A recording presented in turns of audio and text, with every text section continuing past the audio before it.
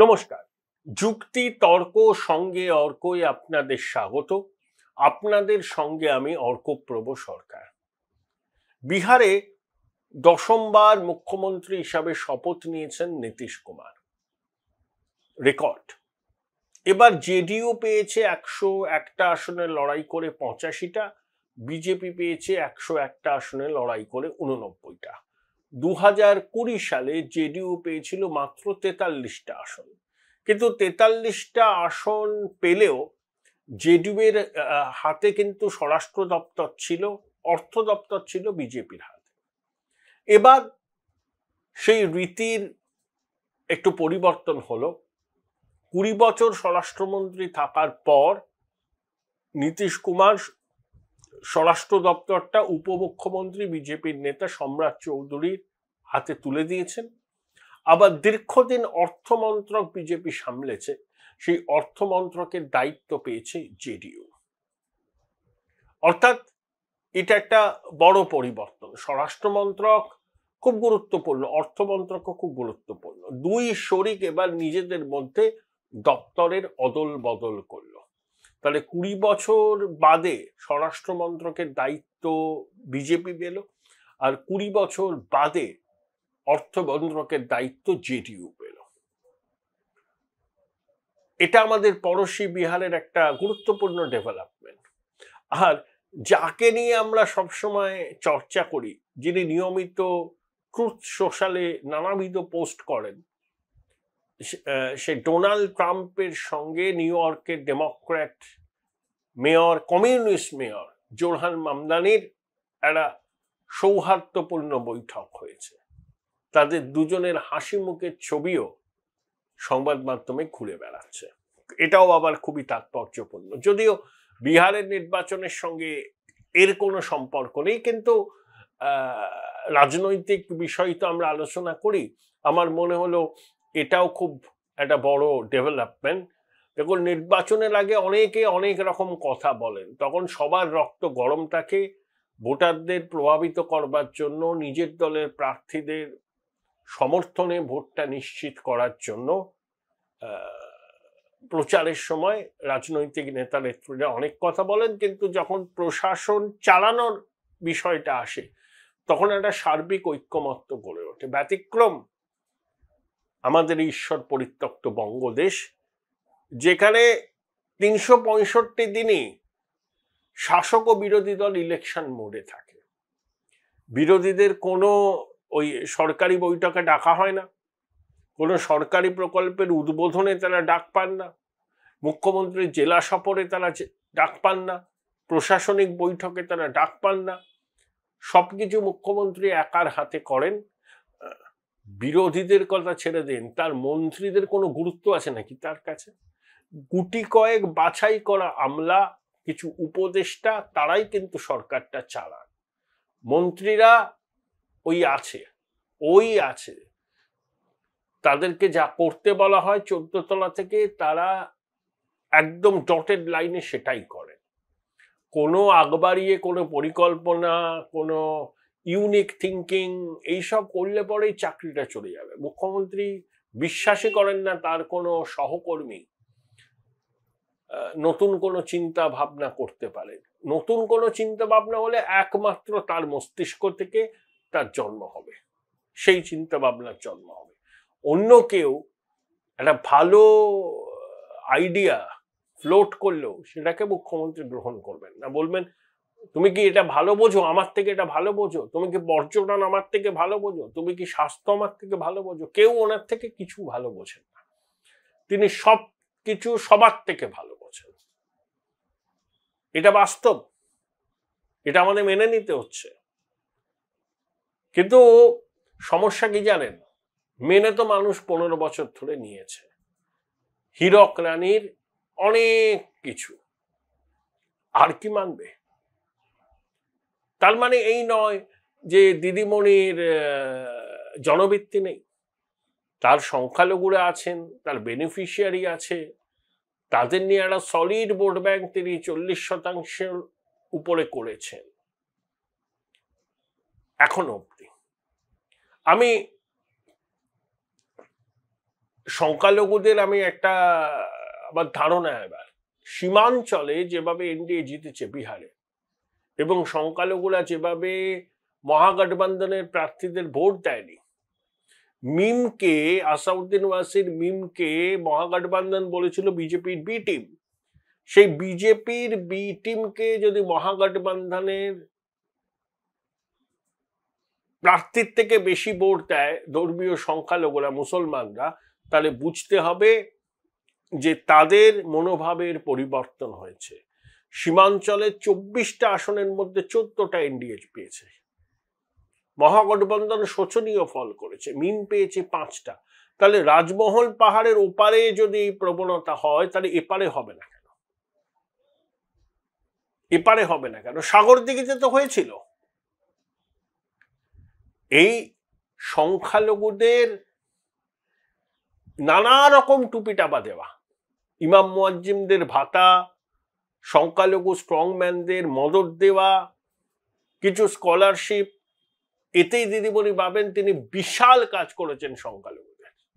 দিদিমণির কি বলবো আর কি, অভিভাবকই তো বলেন অমর্ত্য সেন, তার প্রতিটি ট্রাস্ট এবং আরো কিছু প্রতিষ্ঠিত বেসরকারি সংস্থা পশ্চিমবঙ্গে সংখ্যালঘুদের অবস্থা সরজমিনে খতিয়ে দেখে যে রিপোর্ট দিয়েছে না, তাতে দিদিমণির উৎফুল্ল হওয়ার তো কোনো কারণই নেই, বরঞ্চ তার লজ্জা হওয়া উচিত। এতটার সংখ্যালঘু দরদ, সংখ্যালঘুদের জীবনের মান উন্নয়নের জন্য কার্যকরী পদক্ষেপ তিনি যা করেছেন সেটা যৎ সামান্য। সংখ্যালঘুরা বোঝেন এটা। তারা একটা জিনিস বুঝে গেছেন যে বিজেপি সিস্টেম অফ গভর্নেন্স ভারতবর্ষে প্রতিষ্ঠিত হয়েছে। তারা যদি মেন স্ট্রিমের বাইরে থাকতে চান সেটা তাদের বিষয়, ক্ষতিটা তাদের। ভারতবর্ষে কোথাও দাঙ্গা হচ্ছে না, বিজেপি শাসিত রাজ্যেও দাঙ্গা হচ্ছে না। বিহার প্রমাণ করলো যে বিজেপির জুজু দেখিয়ে সবসময় কাজে দেয় না, এবং সংখ্যালঘুরা মহাগঠবন্ধনকে প্রত্যাখ্যান করেছে। দেখুন, এখানে দিদিমণি ধর্মীয় সংখ্যালঘুদের জন্য গম্ভীরাস্ত্র প্রতিদিন ফেলছেন। যাদের ভোটে আপনি জিতছেন, সাফল্য পেয়েছেন, তাদের মন্ত্রিসভায় কি রিপ্রেজেন্টেশন বলুন তো? আমি ফিরাদ হাকিম হচ্ছে আপনার ভাই, ওনার বাড়ি আপনার বাড়ি 1.5 কিলোমিটারের মধ্যে। আর ফিরাদ হাকিম এবিএ গনি খান চৌধুরী নয়, আব্দুস সাত্তার নন, জয়নাল আবেদিন নয়। তিনি বাংলার সংখ্যালঘুদের রিপ্রেজেন্ট করেন না, তিনি একটা অংশের রিপ্রেজেন্ট করেন। সেই জন্য মালদা মুর্শিদাবাদে ফিরাদ হাকিমকে সংখ্যালঘুরাই চায় না। তাহলে মন্ত্রিসভায় সংখ্যালঘুদের কি রিপ্রেজেন্টেশন? ওই ববি হাকিম আছেন, সিদ্দিকুল্লাহ চৌধুরী আছেন, লাইব্রেরি দপ্তরে 8 কোটি টাকা বাজেট, আর দু একটা ইনসিগনিফিকেন্ট দপ্তরে সংখ্যালঘুরা আছেন। আর তাদের 100টার মধ্যে 91টা ভোট পেয়ে দিদিমণি মুখ্যমন্ত্রী হবেন, আর তাদেরকে কোনো ভালো মন্ত্রক দেবেন না। এবার যদি মুসলমান ভাইরা দাবি করে ক্ষমতায় আসলে তৃণমূলকে আমাদের থেকে একজন উপমুখ্যমন্ত্রী করতে হবে, আপনি ভোট নেবেন মুসলমানদের, আর ভোট মিটে গেলে কাঁচকলা দেখাবেন, শুধু বিজেপির জুজু দেখাবেন, আর ইমাম মুয়াজ্জিমদের ভাতা দেবেন, আর শাহজাহান, কাইজার, মুদাস্সার, জাহাঙ্গীরকে একেবারে ফ্রি হ্যান্ড দিয়ে দেবেন, এটাতে সংখ্যালঘুর উন্নয়ন হয়ে গেল? আচ্ছা, মুসলমান সমাজের মধ্যে যে ফেসগুলো পরিচিত, আলোকপ্রাপ্ত বলি, যেমন নজরুল ইসলাম, যেমন ওই মিরাতুন নাহার, কখনো দেখেছেন এই সরকারের সঙ্গে সমর্থন করছেন? করবেন না। এই সরকারের সমর্থক হচ্ছে ওই শাহজাহান, জাহাঙ্গীর, কাইজার, মুদাস্সারের মতো স্ট্রংম্যান, আর ধর্মভীরু সংখ্যালঘু ভাই বোনেদের তৃণমূলের বাক্সে ভোট দেওয়ার জন্য উদ্বুদ্ধ করেন ইমাম মুয়াজ্জিমরা, কারণ তারা বেনিফিশিয়ারি, ওই স্ট্রংম্যানরা বেনিফিশিয়ারি। কিন্তু বাংলার বাঙালি মুসলমান একদম আমাদের মতো সারা বাংলায় ছড়িয়ে আছে, তাদের জীবনের কতটা মান উন্নয়ন হয়েছে। আমি বলছি না, ওই কমিটির রিপোর্টগুলো দেখুন না, প্রতিটি ট্রাস্টেরও রিপোর্ট আছে। আপনার এত প্রিয় ডক্টর অমর্ত্য সেন, তার সংস্থা রিপোর্ট কি বলছে সংখ্যালঘুদের উন্নতিতে দিদিমণির সরকার 15 বছরে কতটা সাফল্য পেয়েছে। এখন সংখ্যালঘুরা যদি একজন উপমুখ্যমন্ত্রীর পদ দাবি করে, দিদিমণি মানবেন?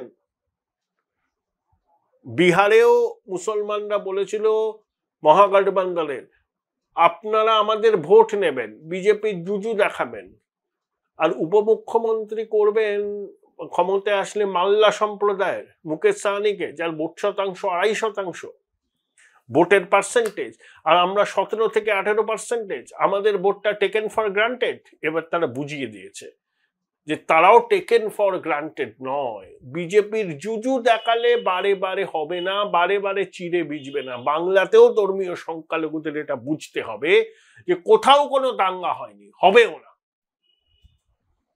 আপনারা ন্যাশনাল মেইনস্ট্রিমের সঙ্গে যুক্ত হবেন, নাকি যারা রাজ্যপাট চালাচ্ছেন আপনাদের সমর্থনে, তারা আপনাদের আবার টুপি দেওয়ার চেষ্টা করবে, সেই টুপিটা আবার পরবেন। Choice is years.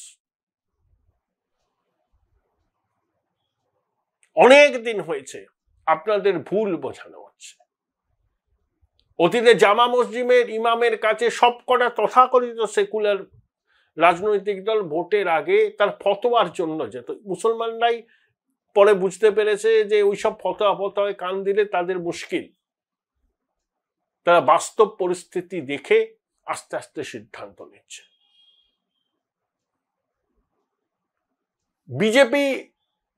বিজেপি সম্পর্কে আপনাদের হয়তো ভয় আছে, সেটা নিয়ে আমি ঢুকছি না, কিন্তু বিজেপির একমাত্র বিকল্প তৃণমূল, এটা আপনারা কি করে ভাবলেন? বামপন্থী কংগ্রেস তারাও তো আছে। অন্তত রাজনৈতিকভাবে মতাদর্শগতভাবে বিজেপির ইডিওলজির মোকাবিলা তারা অনেক ভালোভাবে করতে পারেন তৃণমূলের থেকে। তৃণমূলের কোনো ইডিওলজি নেই, they are playing football with the ideology. যখন যে পাত্রে তৃণমূলকে রাখবেন সে পাত্রের আকার ধারণ করবে। তাহলে মুসলমানদের এবার কিন্তু ভাবার সময় এসেছে যে আপনারা আপনাদের গণতান্ত্রিক অধিকার কিভাবে প্রয়োগ করবেন। ওই 100টার মধ্যে 91টা দেবেন, নাকি বিজেপি বিরোধী রাজনৈতিক অবস্থান যাদের অনেক বেশি মতাদর্শগত তাদেরকে একটা সুযোগ দেবেন? এই চয়েসটা আপনাদের। হুমায়ুন কবির তো বলেইছেন এনাফ ইজ এনাফ, 22শে ডিসেম্বর তিনি কিছু একটা করবেন এবং তৃণমূলকে মুর্শিদাবাদে সিঙ্গেল ডিজিটে নামিয়ে আনবেন। 6ই ডিসেম্বর বাবরি ধ্বংসের দিন তৃণমূল সংহতি পালন করবে গান্ধী মূর্তি। বাংলাদেশে হুমায়ুন নাকি যাবেন না, সেখানে তিনি মুর্শিদাবাদে ট্রাস্ট করে একটা বাবরি মসজিদ তৈরির পরিকল্পনা করেছেন, তার ভিত্তিপ্রস্তর স্থাপন করবেন। সে অনুযায়ী করুন যা। কিন্তু হুমায়ুন যদি দল গঠন করে অন্যান্যদের সঙ্গে সমঝোতা করে ভোটের ময়দানে নামে, তৃণমূল বিষয়টাকে হালকা করে দেখলে ভুল করবে। একে তো কত যে নেতা মুর্শিদাবাদে তৃণমূলের তার কোনো ইয়ত্তা নেই। একই অবস্থা মালদা, একই অবস্থা দিনাজপুরে। সংখ্যালঘুদের ভাবতে হবে। আপনারা দুহাত উজাড় করে তৃণমূলকে ভোট দিলেন, পেলেন কি? মন্ত্রিসভায় আপনাদের কি রিপ্রেজেন্টেশন? কোন গুরুত্বপূর্ণ মন্ত্রকের দায়িত্বে সংখ্যালঘু মুখ আছে? এক্সেপ্ট ফিরহাদ হাকিম। ফিরহাদ হাকিমকে বাংলার মুসলমান নাকি তাদের নেতা বলে মানেন? ফিরহাদ হাকিম দক্ষিণ কলকাতায় দিদিমণির বাড়ি থেকে ঢিলছোড়া দূরত্বে থাকেন, সেটাই তার এই শাসালো মন্ত্রক এবং মেয়রের চেয়ার পাওয়ার পিছনে কারণ। তাহলে আপনারাও দাবি কেন তুলবেন না যে আমাদেরও মন্ত্রিসভায় প্রাপ্য প্রতিনিধিত্ব চাই, যেটা বিহারের মুসলমানরা তুলেছিল, কংগ্রেস আর আরজেডি রাজি হয়নি। মুসলমান ভাইরা বুঝিয়ে দিয়েছে যে আমরা টেকেন ফর গ্রান্টেড নই। রাজমহল পাড়ের ওপারে যা হলো এপারেও তাই হতে পারে। কেউ টেকেন ফর গ্রান্টেড নয় দিদিমণি। যারা লক্ষ্মীর ভান্ডার পান তারাও কি টেকেন ফর গ্রান্টেড? অন্যান্য সরকারি সুযোগ সুবিধা যারা পান তারাও কি টেকেন ফর গ্রান্টেড? কেউ টেকেন ফর গ্রান্টেড নয়। ভোটাররা কারুর কেনা গোলাম নয়, এটা সব রাজনৈতিক দলের বোঝা উচিত।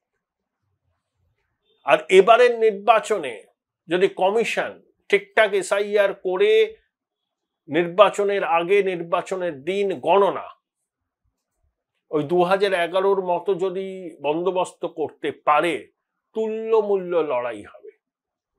শাসকের তো বলার কিছু নেই। দেখেছেন একবারও বাংলা ভাষা আক্রান্ত বলছে, আর বাঙালি আক্রান্ত বলছে না, কেউ নিচ্ছে না ন্যারেটিভ।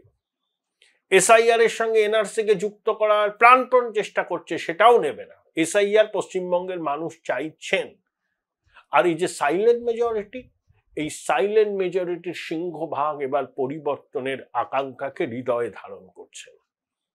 দিদিমণি বুঝছেন কিনা জানি না, তবে আইপ্যাক যে রিপোর্টটা দিয়েছে দিদিমণিকে, সেটাতে ওই বিপদ ঘন্টি তারা বাজিয়েছে। তা দিদিমণি তো কারুর কথা শোনেন না, তার কিছু স্তাবক তাকে ঘিরে রাখে। তারা যা বলেন দিদিমণি মনে করেন সেটাই সত্যি। তারা বলছেন কোনো ব্যাপার না, আইপ্যাক ভুল বলছে। তারা এটাও বলেছিল বিহারে মহাগঠবন্ধন ক্লিন সুইপ করবে। যখন এনডিএ ক্লিন সুইপ করলো তখন তারা আর প্রকাশ্যে আসছে না।